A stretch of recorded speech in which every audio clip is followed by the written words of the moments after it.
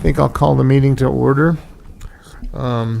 Welcome, everybody. Ask you to silence your cell phones and take a moment to do that. We'll begin with the Pledge of Allegiance. I've asked our Finance Director, Denise Steck, to lead us.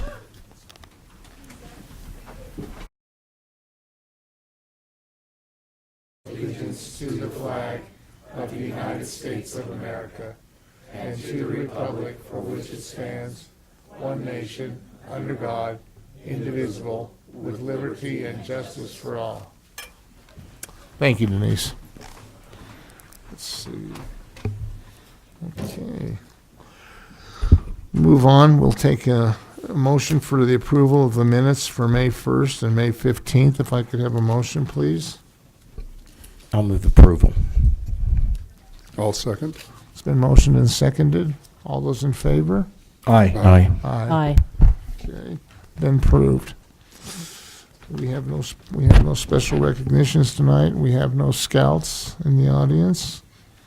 So we will move on to our citizen comments portion of the agenda. And want to let you know that you're entitled to 3 minutes. And unless you've been unless you've contacted the chair and we've made other arrangements. But we'll start that now. Anybody that has citizen comments, please come forward. Representative Bruce Cutler, thanks for being here, sir. Thank you very much. Good to be with City Council. First of all, I owe you an apology. I was scheduled to come to one of your working meetings, and I had it on the wrong date, the wrong month, rather than last month. So I apologize that I missed that meeting. But I wanted to come today and just talk with you today about any concerns you might have. Last session, now has been over a couple of months now since I got done with the last session, and tried my best to look out for Murray's needs. I know that Chief Burnett and I met with the Rio Grande group, and I'm not sure whether you ever heard anything back from them or not. Good. Well, one of the concerns I've got is that there's many cities besides just Midvale. Not that Midvale doesn't have its challenges with the homeless and the transients, but I know that that's one of the big issues for all the cities. And as I see it, kind of the Trax corridor becomes a vehicle to get individuals from downtown into the various cities. South Salt Lake's got theirs, Murray, Midvale, Sandy, and even Draper. And South Jordan. I saw South Jordan just passed an ordinance to disallow camping. So anyway, that's an issue for all of us, is continue to work on that. But the Operation Rio Grande is willing to continue to work with the cities, make resources available as needed. And so please let me know if I can help out in that way. So I'll do that. Secondly, we talked a little bit about the Murray Theater and the downtown renovation. Last year we were going to run a funding request for that. So if you still want to do that, let me know. I can get that filed so that we can get that appropriations request. We'll need some details on what you're doing with the Murray Theater, what you're doing with the downtown area, and some redevelopment dollars. So I'd be happy to take care of that for you as well, and just continuing to move forward and look forward to continuing to help Murray City and do what you can there. Just another item, and this is more personal than it is as a representative, but I mentioned this to the mayor and to Doug about the Ivory Home development there on just off of I-215 coming around that corner, and I know that the Ivory Home development will be having to put in a sound wall along that area. I contact some of my neighbors, and the sound that reverberates off the west wall. You have a wall on the west of 215 that the UDOT's put up, but that just reflects all that sound up onto our hill where we live. And I had a chance today at a meeting I was at to sit next to Shane Marshall, who's the assistant director of UDOT, and I mentioned this to him. I just quickly mentioned it to the mayor, that if Murray would be willing to put in that wall, pay for that portion of the wall between where Ivory Homes finishes and the overpass, that there might be potential that UDOT could either reimburse you or help you pay for that so that we can get that wall put in, since we're going to be doing it for the Ivory Home development. But that's a personal thing. That's not as a representative. That's just my personal plea is if we're going to put that wall in. Of course, most of that is in the Parkway area. And so when initially it wasn't put in, we didn't have a lot of traffic on I-215, but now the traffic, and particularly in the mornings, it is just a roar that comes up that hill. And I'm sure maybe in Dale you can hear it over at your house, and others may hear it as well. But something for you to consider. If you're interested, I can talk to UDOT some more and say, yeah, Murray's willing to do it. How can we negotiate to get that wall put in there? So again, it's a privilege to serve you, and hope to continue to be able to do so. And be happy to accept any questions or comments either now or another time. So, Mr. Chair, any other comments? I'd be happy to answer any questions. Any questions or comments for Representative Cutler? Well, Representative, you've done a good job, and I'm glad to hear that that's traffic on 215. I thought it was Dave snoring. Yeah. Well, we sure appreciate the offer to help us funding wise, because we're going to need it. That's the only way we'll probably get some of these projects done.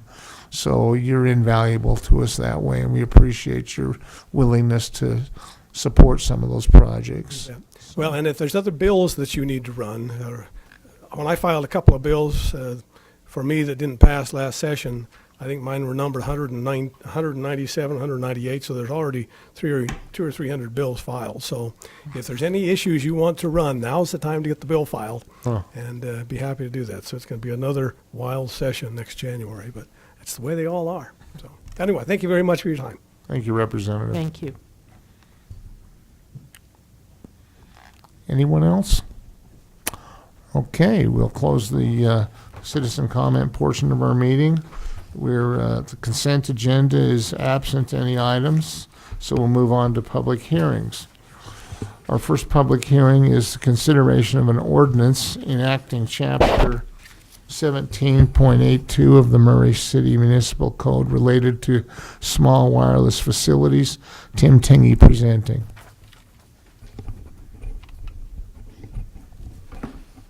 Council, as you know, this is an item that's continued with the public hearing from a previous meeting. We had the opportunity to present information at that meeting and explain the ordinance. I'm going to highlight just some of the elements of that. An important part of that, though, the reason why we asked for a continuation is there was a need to reevaluate some of the elements of the ordinance, which we have done. We spent a lot of time, the Attorney's Office, our Department, Administrative and Development Services, and also the Power Department, met and looked at the ordinance very closely, looked at the provisions, and made modifications to that. A lot of the modifications relate to clarification, defining elements and clarifying those elements, and then organizing, and that is what the ordinance, the new ordinance that you have in front of you, which has some of those modifications in place. Just real quickly, just some of the general components of the ordinance include that this is outlined. It's based on federal and state law, so it's something that we have to enact to address these issues primarily because of federal and state law. It's small wireless facilities in rights-of-way only. That's what this ordinance pertains to. It doesn't include private property. It's all within the right-of-way. We define what the small wireless facility is, including the enclosure elements and the parameters of those enclosures.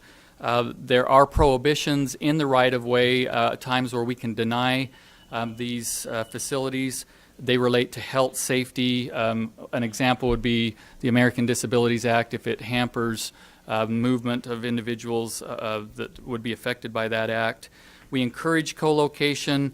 There's a consideration of blending.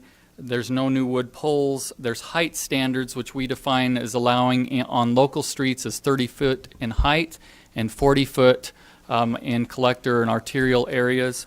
That's defined in here. We also define equipment parameters as well as fees, and that's the core components of the ordinance. Then just outlining what some of the changes that we made in the ordinance from the previous meeting that we had. I just want to go through that very quickly. we get into some of the definitions, and once again, to clarify and more fully define, we define a design district. There are 3 zoning areas where we have specific design guidelines in those areas: mixed use, transit-oriented development in the Murray City Center District. Where there are design elements in that, we have defined those as having an additional review for design components of the poles that are located there. Another very important component is the definition of a utility pole and wireless support structure.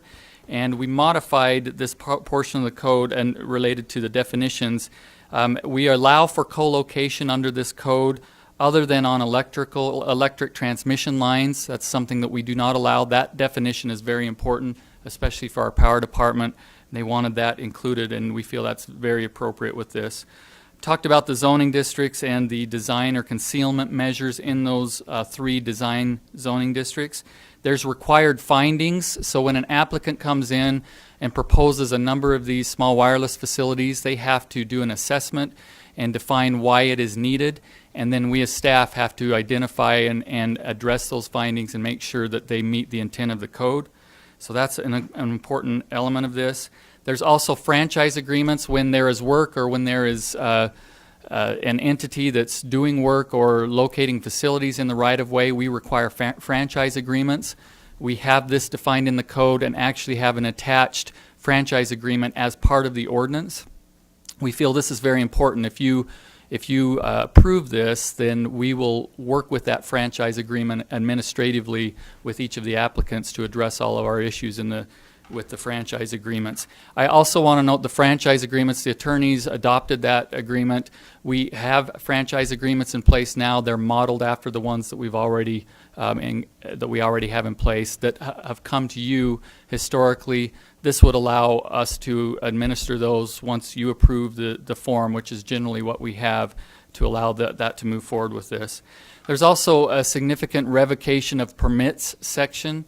So there are times where they may come in and if they go forward without a permit and we need to have or we need to revoke a permit because it doesn't meet the standards of the ordinance, we better define what those components are and what the standards are related to that. And then also there's a table that prohibited a lot of the areas in local street areas, which is primarily residential areas and residentially zoned areas. We've allowed now and included in the ordinance in that table that if they are co-locating on facilities already in place and meet the standards of the ordinance, that they can be located in those residential areas meeting these standards. So in general, those are the primary changes in the code from the previous code that you had in place. We also talk about the rights-of-way in those distances. So based on that, I just want to reiterate one other thing. There was just today email that was sent in by a representative of Verizon Wireless. They had some concerns with the code. There were 5 points that they made, and I just want to address those real quickly. You have that information. It's part of the public record. It's from Melissa Reagan. Once again, she said she's representing Verizon Wireless. The first point that she makes is the concern about the burdensome element of having them provide all the information in an application related to the assessment of proposed sites. They would rather have staff, city staff, do that assessment and analysis. We are completely against that. In any land use application or application we deal with, we require applicants to provide information. We do an analysis of that. We're asking them to carry that burden in submitting the information for us to do the evaluation. It's not inconsistent with any land use application that we have. In addition, she outlines the height dimension of these replacement and utility poles. She says that it does not comply with the height requirements identified in state law. I completely disagree with that. State law says that they are not allowed higher than 50 feet. It doesn't say that they are that we can't restrict them at a lower height standard, which we are proposing at a 30 and 40 feet. We also have several of these in place through franchise agreements already. They're not at the 50 feet. They're lower than that. We have one that's 35, one that's 30, and we've even talked to some in the some of the providers, and some even go below 30 feet. So we feel like that provision works. She also talks about requests a longer period of time on removal of a facility. So once again, if someone comes in, puts in a facility, and does not get a permit and go through a process that's defined by the city, we have outlined in the code that they have 45 days to remove that. Once again, that's if they don't have a permit or have not gone through the right processes. She recommends 90 days. I'm opposed to that and would recommend that we maintain the 45 days. 3 months to me is too long when someone comes in without a permit and puts in a facility and doesn't not go through the right processes. To give them 3 months to remove that, to me, is too long. 45 days we think is adequate related to that. And then she also talks about the franchise agreements and says that she wants more time, or they want more time to review the franchise agreements. I just want to reiterate, we've modeled it after other franchise agreements that you have seen before. We feel like the franchise agreement, the way we have it included in the ordinance, will meet all of the standards that the city would want to see. So based on that, with these provisions, with these changes, staff is recommending approval of the ordinance that we have tonight for you. Happy to answer questions. Thank you, Tim. We'll move to the public for comments and or questions of Tim. Do we have any citizens that wish to comment on the matter? Okay, no questions? Okay, seeing none, we'll close the public comment period and open up council consideration of the above matter. Okay, sounds like the council is comfortable with the matter. Could I have a motion to approve the ordinance? I'll move approval of the ordinance enacting Chapter 17.82 of the Murray City Municipal Code related to small wireless facilities. I'll second that. Moved and seconded. Jennifer? Aye. Aye. Aye. Aye. Aye. Okay. We'll now move on to our second public hearing item. Consideration and consider public comment on the intended transfer of monies from enterprise funds to other city funds. Denise Steck presenting. My apologies, but the technology is not working, and I should have printed before I came in here, so this will be a little bit of a challenge. We are to present accounting and financial information about the utility funds in order for you to make an assessment that the transfer to the general fund is appropriate. And this is due to state law, this public hearing is. There are two transfers from the general fund from the utility funds, which are the water, wastewater, power, parkway, solid waste, and stormwater funds. All of them have an administrative cost allocation. So those pay for things like the council's time, the mayor's time, my time, human resources to hire, those kinds of things. So all those administrative costs, a portion of them are allocated to those utility funds, and the utility funds pay the general fund back for those salaries and wages.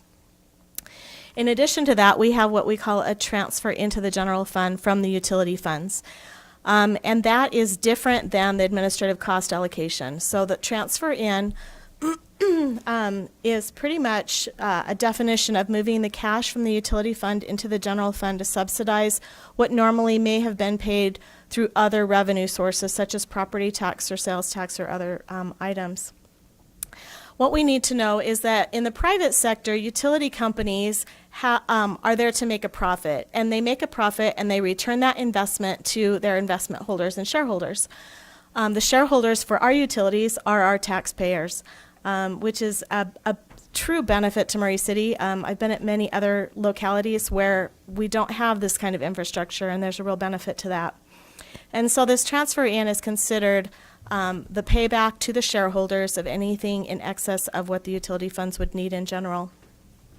We use a calculated method based on revenues only, not expenses. And the reason we do that is because expenses can change tremendously if you add a large capital project. So for instance, this year in the water fund, we'll be putting in some large capital infrastructure that we're issuing a bond of $8 million for.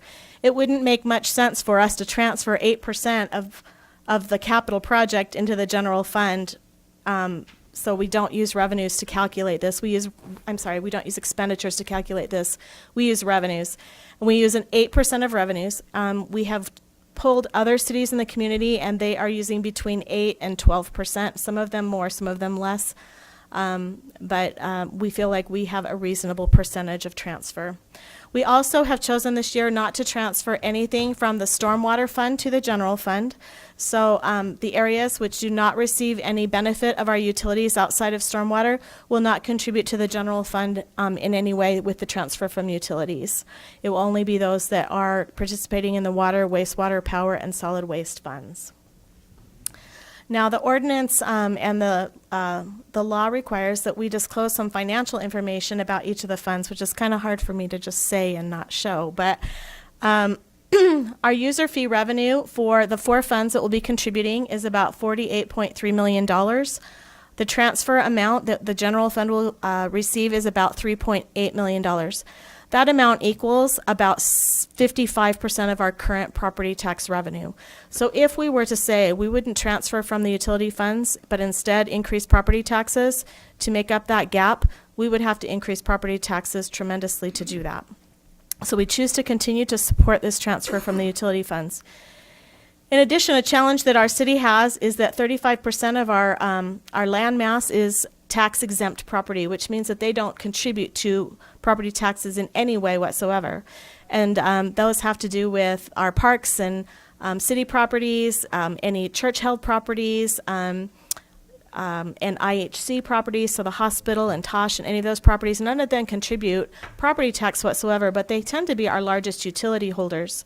Or users. And so by that transfer back, in a way, they contribute back to some of the services that they consume out of the general fund, like public safety or streets and roads, when they're used to support those facilities, but they don't contribute property tax to the city.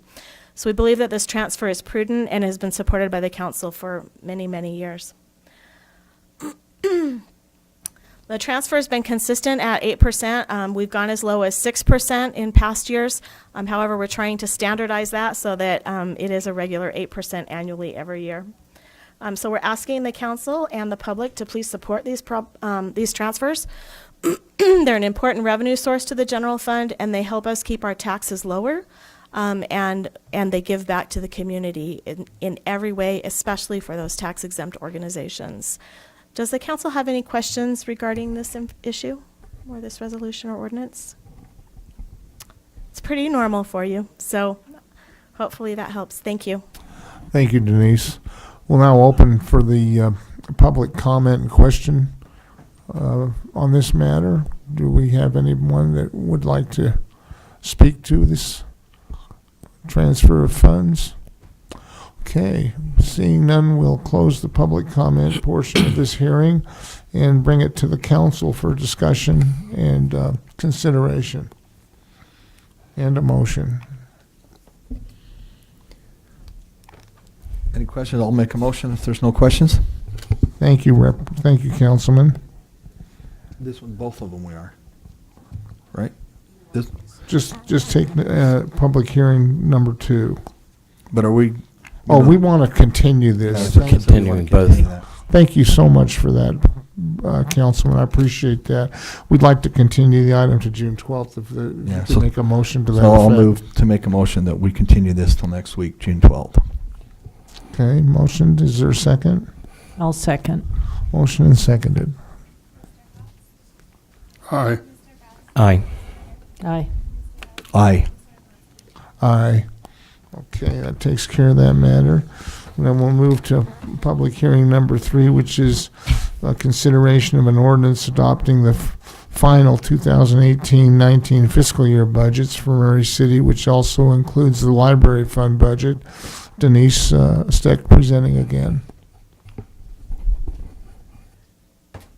Okay, so the purpose of tonight's is a public hearing to hear any comments regarding the budget that we've been working so hard on for the last few months. I'd like to go over quickly the budget priorities that the council set prior to setting a budget. The first was to maintain the city's current infrastructure system to ensure the maximum useful life of all of the city's infrastructure. And that word infrastructure means our streets and our sidewalks and our parks and our buildings, all of those things. So we want to make sure that we're maintaining them at a level where they're going to meet the useful life of what we've invested in them. The second highest priority was to continue to improve the community by investing in new infrastructure as needed.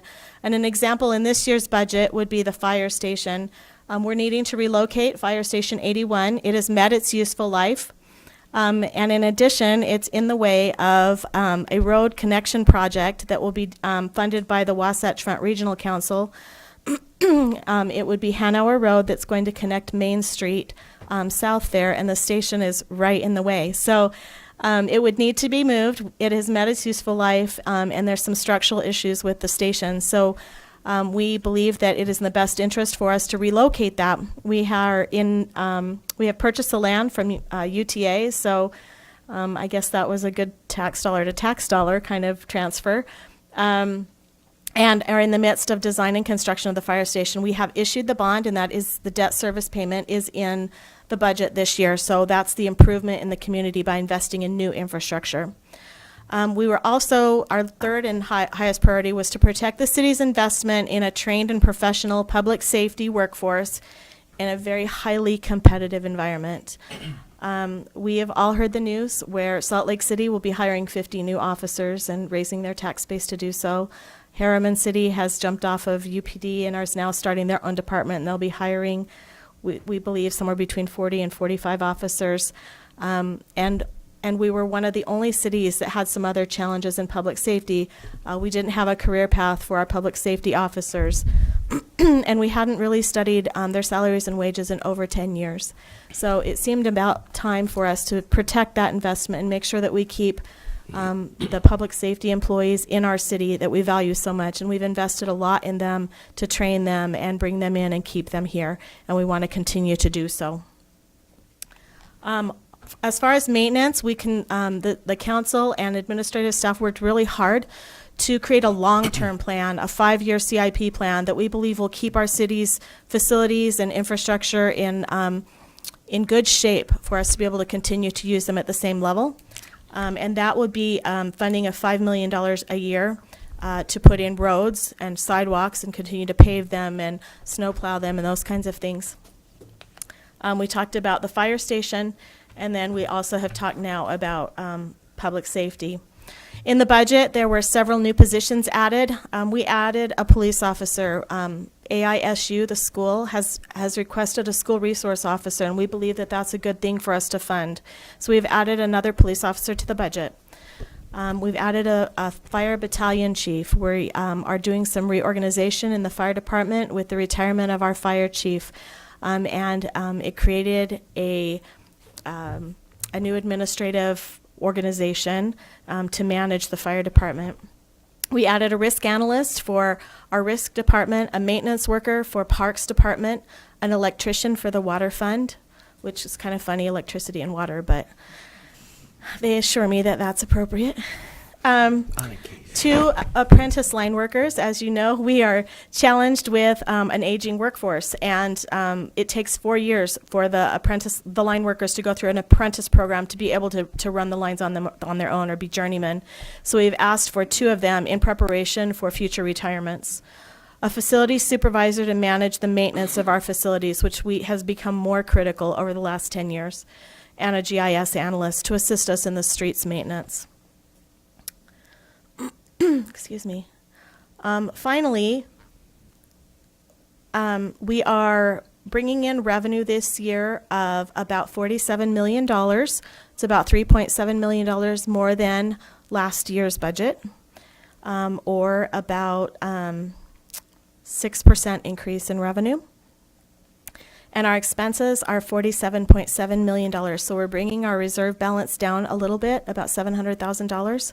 And that, again, that's an increase of about that same 7% from the last year. Our utility funds also have changed a lot. We're going to be issuing an $8.6 million water revenue bond to put in a lot of upsizing in water lines and to replace some of the wells that now are needing to be replaced. We believe we want to really guard our water system. It's really a precious commodity to our city. And we are pretty much status quo in the other utilities. There's pretty much no change to them. So we would ask that we receive some public comment on the budget we've prepared. It's posted online and has been posted for quite a while. There will be continuing to be updates of new information on the budget going online that anyone can get at www.murray.utah.gov. And I believe that's it for the budget. Okay, thank you, Denise. We'll go Thank to you. the public for comments and questions. Okay, seeing none, we'll come back to the council for discussion.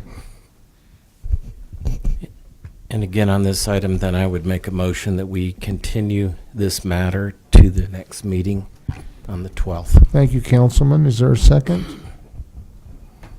I'll second. Motion and seconded. Jennifer? Aye. Aye. Aye. Aye. Aye. Thank you, Denise. Thank you, Denise. Appreciate all you do. Yep. We'll You're now awesome. move from, there's no unfinished business scheduled, so we'll now move to new business. Item 10.1, consider a resolution approving the Fifth Amendment to the Intermountain Power Agency Organization Agreement. Blaine Hackey presenting. Thank you, Council Member.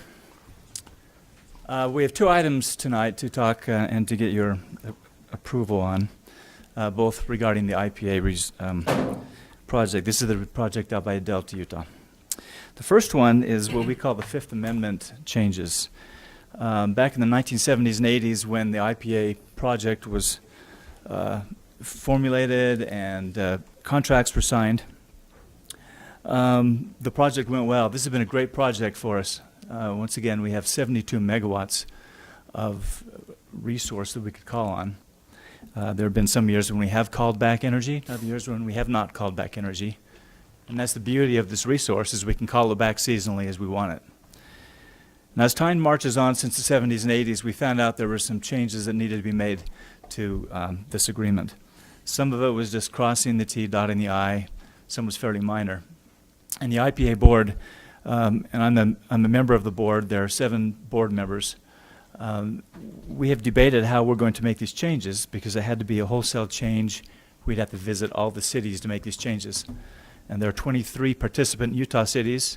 There's 6 California cities, and there's 6 co-ops. So it would have taken quite a bit of work to do this. We decided we would stockpile these items until we found the time to do this. And that's what you have in front of you in your packet. Is there are 13 changes that we've decided as a board to present to each of the cities to make changes. Like I said, some of these are pretty benign, some are not that meaty.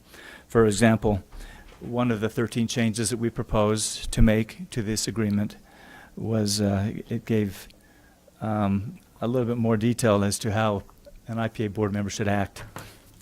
And I don't know if that was good or bad. Are you going to pass that test? I don't know. We'll see. Okay, we'll see. We discussed this in the committee of the whole meeting in May, and several of you visited or went to a luncheon meeting up at the Grand America this last spring. And these are the items that we talked about, just to get your memories back there. Our city attorney has been involved with looking at the changes to this agreement, and both GL and Bryant feel comfortable in presenting this resolution in front of you for you to pass. For example, you can read each of these 13 items if you want to under recital B, which is in the agreement, but I'm not going to bore you with that. We've already gone over that, but it's a fairly lengthy document. One of the more interesting items of the 13 was the fact that if passed, this would prohibit an IPA board member from participating in a potentially competing energy committee. What that means is that me, as an IPA board member, could not sit on the UAMPS executive committee. I can still be a member of the UAMPS board, but there's a 4-member UAMPS committee, I think it's chair, vice chair, secretary, and treasurer, that as an IPA board member, I couldn't sit on that one. Now, that's not a big issue to us, because I still have a vote on the UAMPS board, but that's just one of those points in time. If it came down to it, I'd have to choose between the IPA or UAMPS. What that does is it could it could be a conflict of interest between the two boards, and we didn't want that to happen. So that is just one of the 13 changes that we're proposing. So with that, we have the resolution in front of you. We would like to have the council approve the fifth amendatory changes to the original IPA agreement. And this action is also being presented to all the other Utah participants in the IPA. We need a 2/3 vote by those participants, but so far it's been unanimous. I don't think there's anything in here, my personal belief, that would cause any issues with the council. And with that, Dave, we turn the time back to you. Okay, thank you, Blaine. To the council for any discussion? Okay, hearing none, we will entertain a motion on this resolution. I'll make a motion, we adopt the resolution approving the Fifth Amendment to the Intermountain Power Agency Organization Agreement. I'll second that. Motion been seconded. Aye. Aye. Aye. Aye. Aye. Thank you, Blaine. Now we'll move to the second Intermountain Power Project discussion. And Blaine, please go ahead on 10.2. Okay, thanks. First of all, thank you for the approval vote. This next one is, I've included a memo in your packet to the mayor and council requesting action on this as well. This is, and we've talked about this in the past, I think you're familiar with what's happening out there with the plant. It's an 1,800 megawatt coal-fired plant. Like I said, it's located near Delta, Utah. Because of California legislation and other issues, there's a need to downsize that plant and actually change the fuel. No longer can coal-produced energy pass through California state lines. And so the California entities that takes 99% of the energy from that plant, they were going to walk away from the plant, and we didn't want them to do that. So the alternative was to refuel the plant or change the fuel of that plant from coal to natural gas. And that's what we did back in 2015 when I approached the municipal council here. And we ratified or passed a resolution giving the IPA board the permission to negotiate with LADWP, Los Angeles Department of Water and Power, to change the fuel. It had to be done unanimously by all the participants. And once again, 23 Utahns, 6 Californians, and 6 co-ops had to do that. That was back in 2015. Remember, it's an 1,800 megawatt plant, and in 2015, we passed a resolution giving IPA and LA the permission to go to 1,200 megawatts. So it's a downsizing of a third. Since that time, the California market's changed even more, and we've had to come back a second time to you to do basically what you did in 2015, and that's to change the size of the plant. So we're proposing to change the size of the plant to 840 megawatts. This is a number that LA has used, and because some of the California entities had changed their entitlement capacity, this 840 number was something that LA felt comfortable with. Any more than that, it would be an inefficient or unfeasible plan for them. So the proposal in front of you with the resolution is that we give IPA board the permission to go, and LA to get the permission to go to 840 megawatts. Now, once again, that's a downsized plant. We're going from an 1,800 megawatt coal plant to an 840 megawatt natural gas plant. What that does to Murray's entitlement is we have 72 megawatts right now of the 1,800. It's a 4% entitlement we have with the existing plant, and we'll have 4% entitlement to the new sized plant too. And of course, because the capacity of the plant went down, our entitlement went down. We still have 4%, but it's at the smaller number. So we've gone from 72 megawatts down to, I think it's 33.6 or about 34 megawatts. We still have 34 megawatts in the new plant that will be built in 2025-ish, 2024-ish. That will come on as a natural gas plant. It will be constructed right next to the coal-fired plant. And then at that point in time, if there's no market for the coal plant, that will be mothballed, and the natural gas plant will continue to go.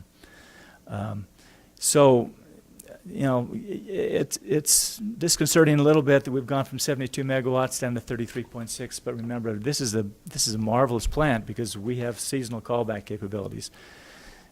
We don't have to call back the 33.6 after 2025 if we don't need to, and that's the beauty of it. Like I say, this has been a great plant. Let me check my notes one more time. This is a beautiful plant because we have access to the plant and somebody's paying the mortgage for us.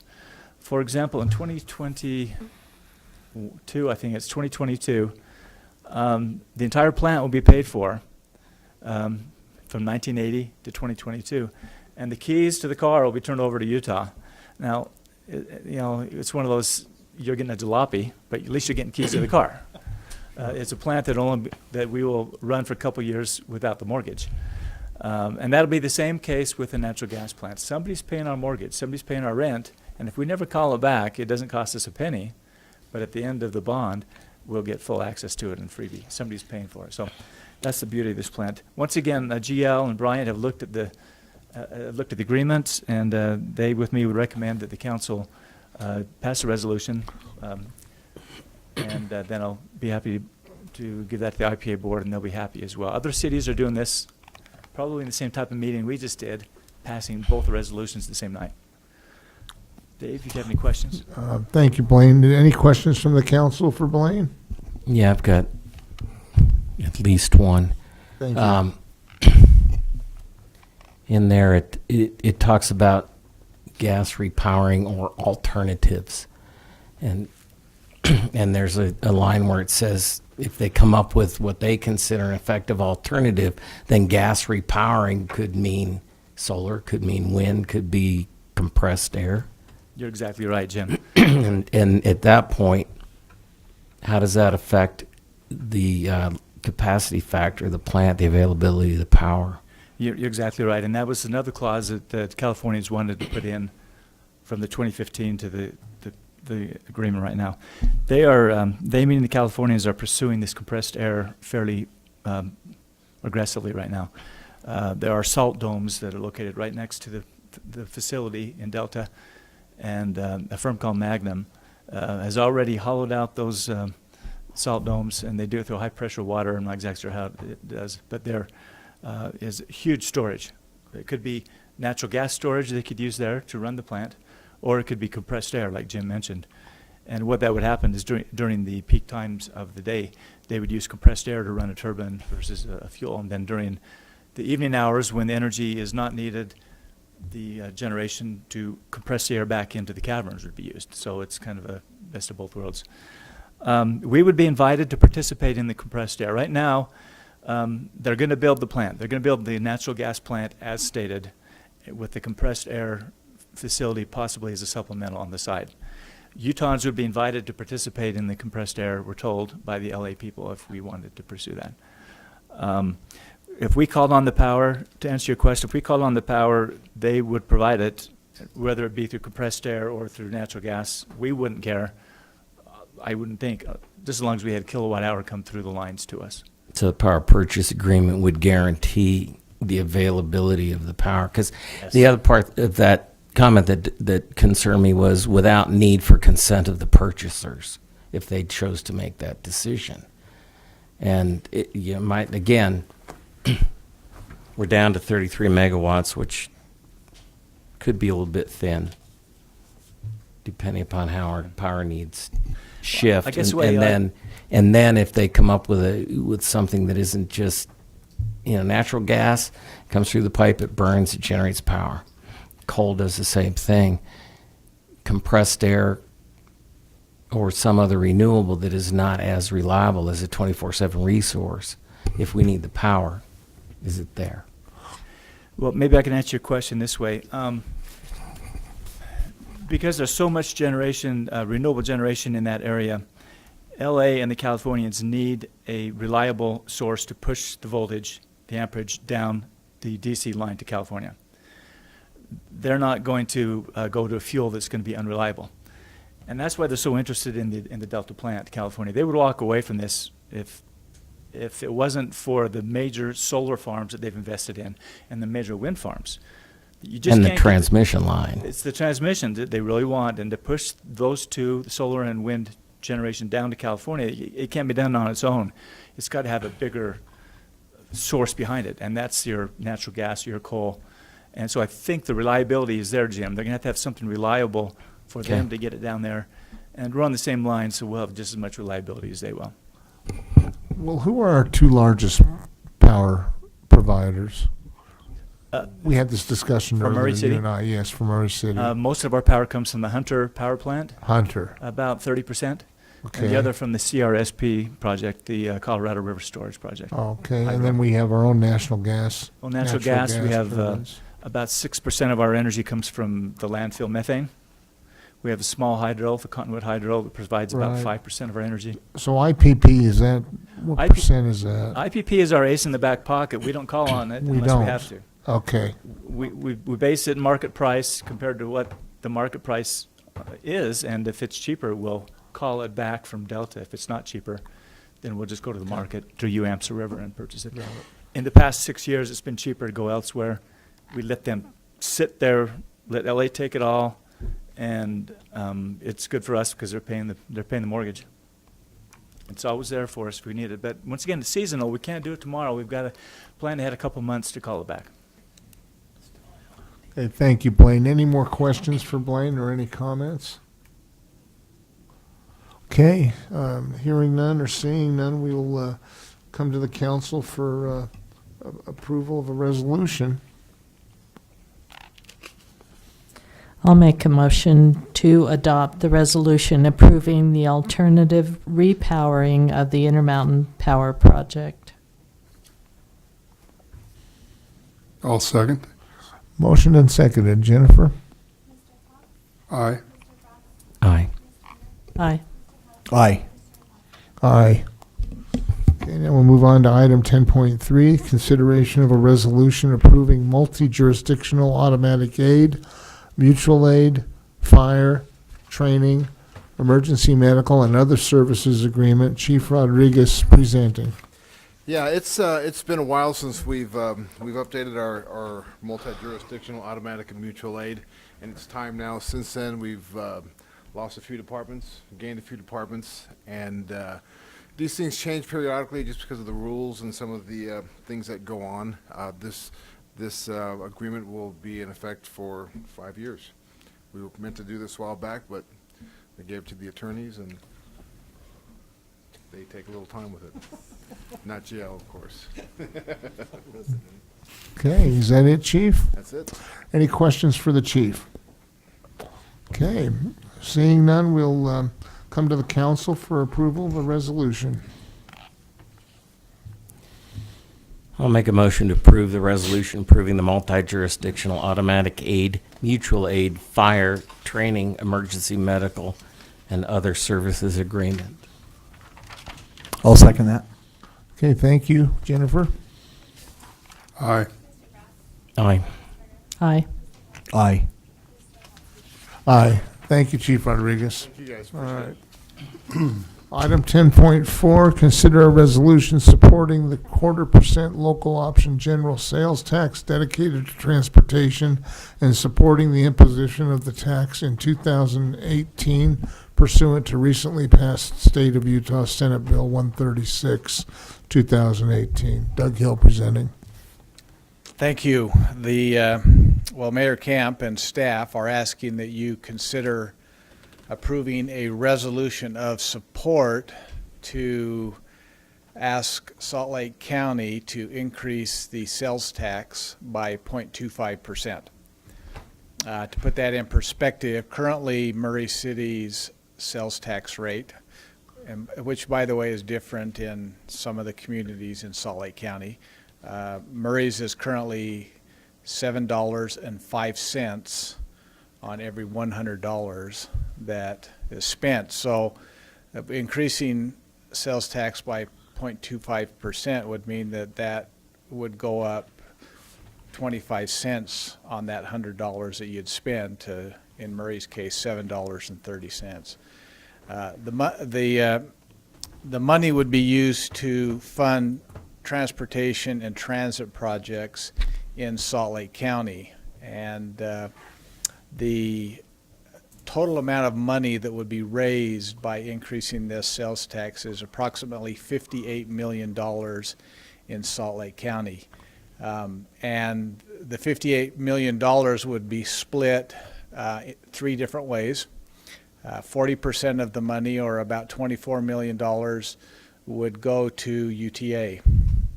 The other another 40%, or $24 million, would go to the cities in Salt Lake County, and Murray City's portion of that is about $1.465 million a year that we would receive if enough cities support this resolution. And then the remaining 20% would go to Salt Lake County, which is approximately $10 million that they would receive. And of course, Salt Lake County doesn't have a lot of roads that they have jurisdiction over, so it is the county's intent that they would use these funds to initially pay down some debt that they have on transportation, and then any amount left over in the first year would be shared with the cities through a competitive application process, and then in future years all of it would be shared with the cities. So Murray City would have an opportunity to apply for those funds.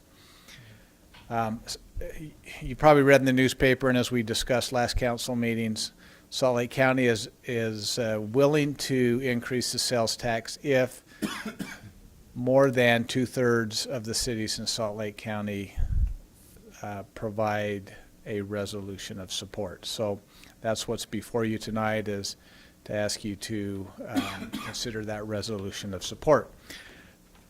I would be happy to go into more detail if you want to know what happens if you don't pass this resolution, or if Salt Lake County doesn't pass this resolution, because there are other alternatives out there.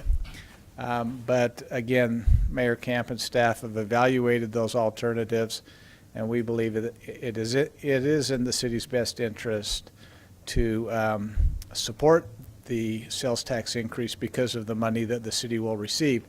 Again, to put the money into perspective, currently in the budget that you'll be considering for next year, the city receives about $1.8 million a year in Class C road money. In the budget, the general fund will transfer or earmark an additional $1 million for transportation. So next year there will be $2.8 million, assuming you approve the budget as proposed, available for transportation in the city. But if Salt Lake County were to implement this sales tax, which by the way would go into effect on October 1st, the city would not begin receiving this money until fiscal year 2020. So we wouldn't start receiving the funds until after July 1st of 2019. We would receive, again, almost $1.5 million. So almost 50% as much as what we currently have available for transportation, which can make a significant impact on the city's roads and streets and sidewalks and storm drains. Thank you, Doug. Any questions for Doug? Doug, again, how much would Murray realize? $1.465 million a year. Okay, starting in fiscal year 2020. So not this fiscal year coming up, but the following fiscal year. Okay, and that would go towards roads, storm drain? Yeah, roads, sidewalks, anything considered applicable to transportation. So typically storm drains only if it were part of a road construction project. Gotcha. Okay. Thank you. But potentially roads, sidewalks, trails, Yep. bike lanes. Right. Mm. Great. Yeah, thank you. And again, indirect benefit is that UTA, we would hope that, and work with UTA and hope that they would spend some of the money that they received on transit projects in our city. So there could be an indirect benefit by additional bus routes, additional bus stops, potential improvements to mass transit. You know, for me, and I'm sure for all of us, roads and sidewalks are one of the hot buttons of our citizens. If we're not hearing about chickens and bees, it's roads and sidewalks. And to get 50% more money, it would really cut into our inventory of poor and failing roads, which seems to stay roughly at the same level no matter what we do. It's hard to keep up with that. And this also kind of hedges against the fuel-efficient vehicles, the alternative fuel vehicles, and the decrease in fuel tax revenue. As sales tax over everything stays a little more constant. We know that doesn't always end up being true, but it would be an excellent source of revenue, and we could cut a lot of years off of how long it would take us to fix our road problem doing this. Now, Doug, did you say it's something we have to apply for each year, or it's an automatic? So the 1.465 is an automatic, approximately. That can fluctuate depending on what sales are, obviously. Right. But in addition to that, the county will be receiving $10 million approximately a year that we can. Was it 10 or apply for those 20? funds. I thought he said it was 20. It's 20%. 20%. 20%, Okay, thank which is you. about $10 million. All right. Okay, thank you. Thank you.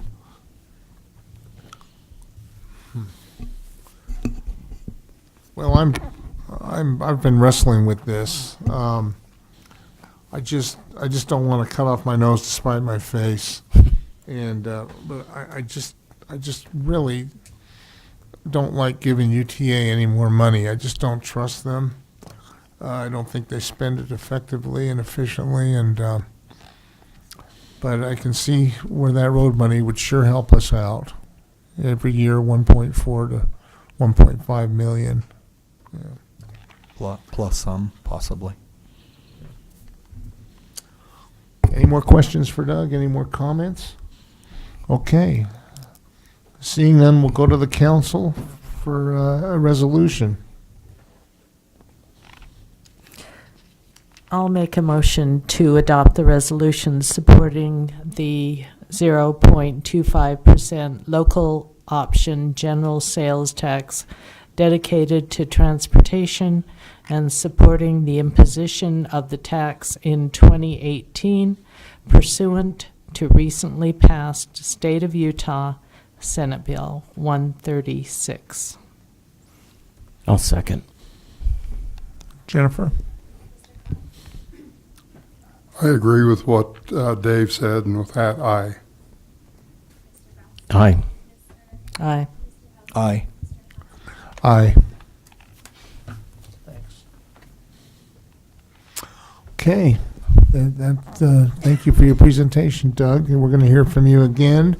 We're going to consider a resolution approving and authorizing execution of an interlocal cooperation agreement between Murray City Corporation and Salt Lake County for a contribution of TRCC funds to pay the remaining obligation for the renovations of the amphitheater.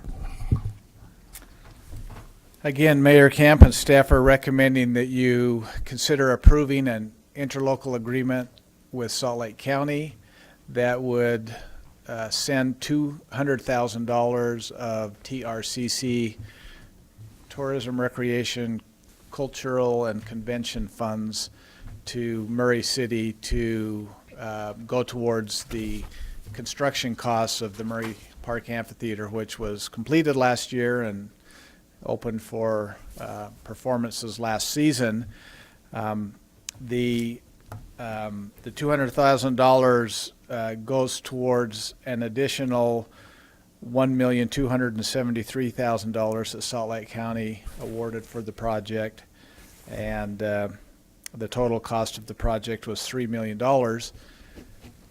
Just to show how effective Murray City was in getting funds for this project, Murray City, of the $3 million, Murray City put in $1,300,000 of the total cost, and the remaining $1,700,000 came from other sources such as Salt Lake County, the the Eccles Foundation, the Sorensen Foundation, the Wheeler Foundation. So this is an additional $200,000 that helps go towards those costs and, again, reduces the amount that the city needs to put toward this project. Excellent. Any questions for Doug? Any discussion? Okay, I'll entertain a motion. I'll move that we approve the resolution and authorize an execution of interlocal cooperation agreement between Murray City Corporation and Salt Lake County for the contribution of TRCC funds to pay the remaining obligation for the renovations of the amphitheater. I'll second. Excuse me, I'll second. Got choked up. Aye. Aye. Aye. Aye. Aye. We'll now move to the mayor's report. Thank you. Speaking of the amphitheater, our 2018 Arts in the Park season is underway. And just wanted to remind everyone that on Tuesdays, and today was the first one in Murray Park, the lunch concert series will be every Tuesday at noon. Near Pavilion 5, there'll be at Pavilion 5, and then near Pavilion 5, there'll be food trucks there. So that's every Tuesday through June and July, with the exception of July 3rd and July 24th. Also, there's a great series of children matinees every Thursday at 2 p.m. There's a family night series on Monday nights, once a month through September, and also some great shows and concerts at the amphitheater. So I encourage everyone in the public to take a look at the information that's available on the website under Parks and Recreation, under the Arts in the Park. It's going to be another great season for Arts in the Park. Also, just a reminder that we are hosting the e-waste and document shredding recycling day this coming Saturday, June 9th, and it's only for 2 hours. The window's from 9 to 11 a.m. So I want to encourage everyone to drop by and drop off their old TVs if you can get somebody to lift it for you. Any electronics, and of course the document shredding service.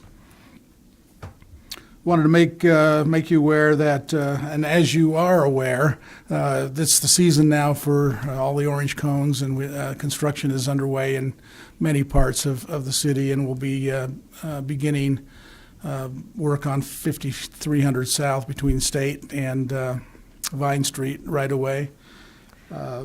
Also this weekend, there's a closure at 7th West. And Councilmember Cox, this is going to impact your neighborhood. But 7th West will be closed Saturday and Sunday at Auburn. So local traffic only from 54 to Auburn and from 59 to Auburn, it will be closed at Auburn for those 2 days to complete that water line and that construction on Auburn Drive. The inconvenience that we suffer through these construction projects are always worth it. That was an editorial comment. Okay, there is an opening on the library board. Jim, in District 3, we've had a resignation of our representative from District 3. So I would ask anyone, any members of the public who know someone who might be interested, or if you are interested and live in District 3, we're looking to fill an opening on the library board immediately. So contact the mayor's office for any names. And finally, speaking of the library, it's going to be another very busy summer for the library. There's a lot of activities scheduled. The Summer Shorts program will be, and I don't think that's reference to you, Councilmember Hales. I had a feeling you were going to say that. Will be scheduled on Mondays at 2 p.m. beginning next week, starting with the Paul Brewer Magic Show. And there'll be matinee movies every Wednesday, starting every Wednesday at 2 p.m. and starting tomorrow will be the movie Lion King. So that's always a great movie to take the kids and grandkids to see. And you really want to see it. You just take them as the excuse, right? Anyway, Kim Fong's doing a great job at the library, and it's going to be another exciting summer season at the library. And that's my report. Thank you, Mayor. Any questions for the mayor? Okay, seeing none, we'll stand adjourned.